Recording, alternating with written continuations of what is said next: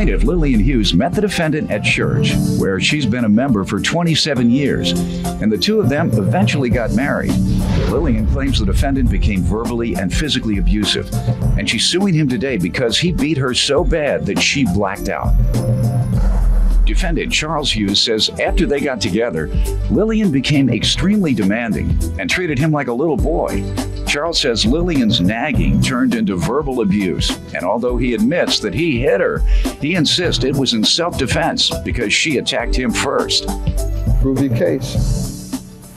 I'm a member of the Mount Sinai Missionary Baptist Church here in Chicago. I've been a proud member there for 27 years.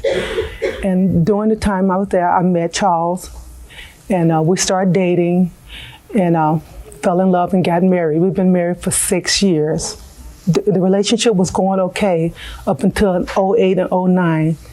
He became verbal abusive to me, calling me out of my name, yelling at me. Why do you think that was? Why the change? I don't know, understand. I would often sit down and ask him. And what would he say? He would deny it. He would deny it, wouldn't talk about it. Did the financial status change? No, I was still working 2 jobs. Okay, let me hear from him. Sir? The trouble really started when she moved over into the senior citizens building with me.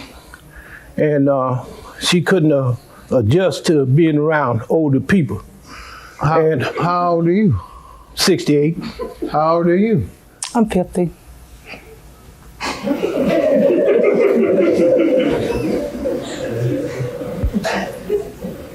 We're about the same age. And I don't think I could live in the senior citizen building either. Well, did she know it was a senior citizen building before she moved in? Or yes, did you tell her she was moving into a high-rise? You just told her mature. Yes, I didn't tell her it was mature. She knew that I lived in the senior citizen building. She knew I was poor. That? Yes, Your Honor. I knew that I was moving in the senior citizen building. You knew you were moving into a senior citizen building. All right, so what? She knew I was poor, and she knew that my rent was based on my income, and the rent went up when she moved in with me. Now, I get Social Security, and that's the money that we've been living on off. She worked 2 jobs. She worked 2 jobs. And she always reminded me of the fact that she worked 2 jobs. She complained constantly, all the time. About what? About everything. About the car, about the money, about I didn't do this, I didn't do that. And I told her, I did my time. I'm not your housemaid. You know, I'm not a little boy. You know, you don't write out errands. She write notes and leave them all over the house. Do this, do this, do that, do this. I got tired of that. Yeah, I called those names, but it wasn't derogatory, you know. What kind of names are you talking about, honey? Sweetie? Stupid. Stupid, that is derogatory, sir. Yeah, okay then. Yeah, and she went off. And the last time I called her stupid, she went off and she hit me. Is that the assault she's referring to? Let me allow her to tell me. So tell me about this assault.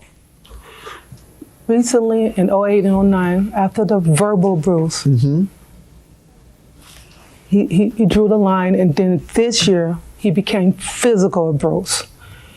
How many times? There were some attempts in 2008 and 2009 for him to hit me. He swung? He attempted to hit me. I walked away, and I prayed and walked away from a lot of his hits. Okay, that's what Christians are supposed to do, turn the other cheek. All right. But an eye for an eye, that's a different one. That's a different thing too. New Testament. Huh? That's New Testament, yeah, so you go with the latest Testament.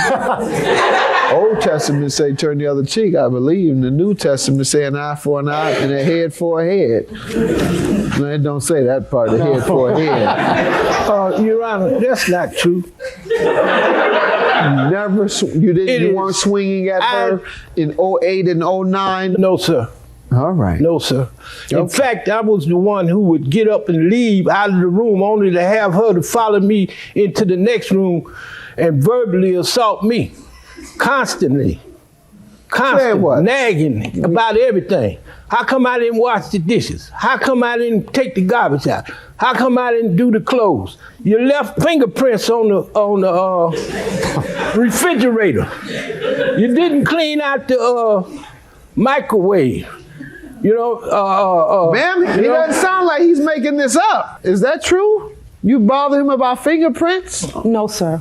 A lot of time I'm be coming home so late from the second job. I just asked him nicely, would he help cook something and help me out so I would have something to eat when I get home. I never nagged at him. This man doesn't sound like he's making that up, ma'am. But go right ahead. Tell me about the current assault you're suing him for. What happened? We had an argument on January the 15th of this year in which he cussed me out. What were you all arguing about? Car problems. Check engine light was on. And I told her that she could drive that car with the check engine light on until we got some money to buy us an extended warranty.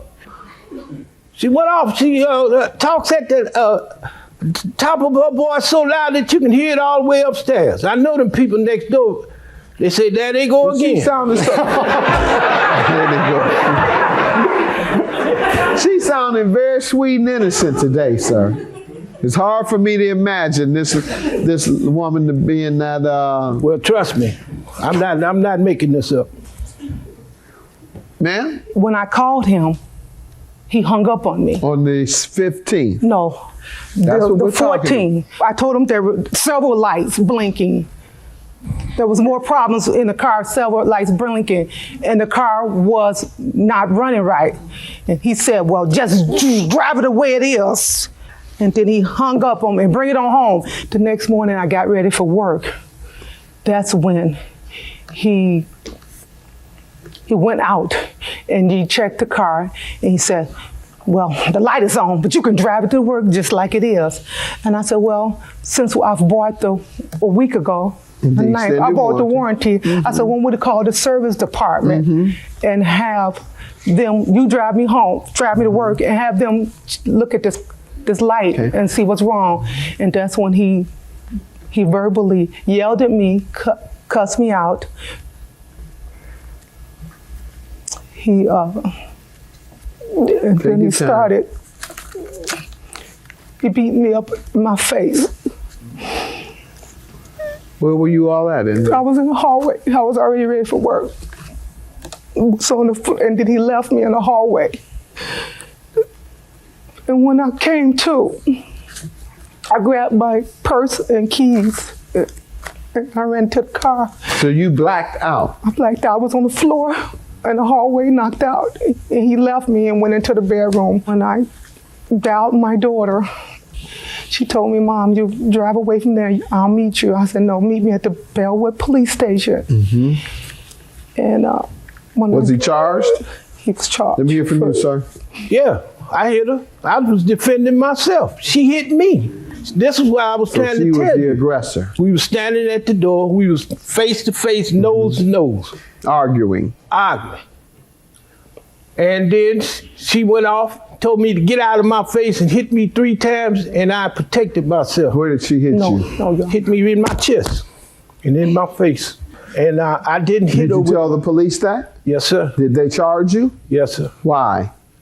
Because they told me that if she was the aggressor, I should have called them first. Did anyone have any marks on them? I didn't have any marks. So that means you did. Yes, I do. Ma'am, do you have any pictures? Yes, I do, Your Honor. And what was the result of him being charged? What was the end result? Oh my goodness, sir. This is not restraining anyone. This is not defending yourself against a woman. This is a violent assault against a woman. You should be ashamed of yourself. What was the result, sir? I pleaded guilty. What was his sentence? What was your sentence? 2 years. Probation or prison? Probation, sir. I have to go to Did you jail. spend any time in jail? Yes, sir. How many days or nights? 2 years. 2 years. 2 years.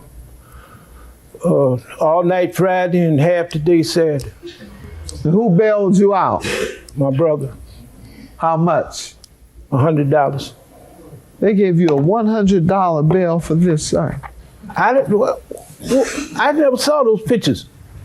You didn't have to see it. You can look at her face. You didn't have to see any pictures. You were standing right there after you busted her all upside her head. $2,500 for the plaintiff, sir. You pled guilty. I believe you did it, and you should be ashamed of yourself. I am. Good. I'm glad you are. Judgment for the plaintiff. Have a good day. I'm still going to attend the church where I'm still growing in the Word of God. I'm not going to leave it. Well, when she had me put in jail, there wasn't no more reconciliation, and I'm under restraining order. I can't speak to her for 2 years under no circumstances. We're going to stay separated, and I'll be on my way probably to divorce. Well, I like to move on with my life. I don't want to go back to where I came. I don't believe that I don't believe I would trust her and feel safe around her.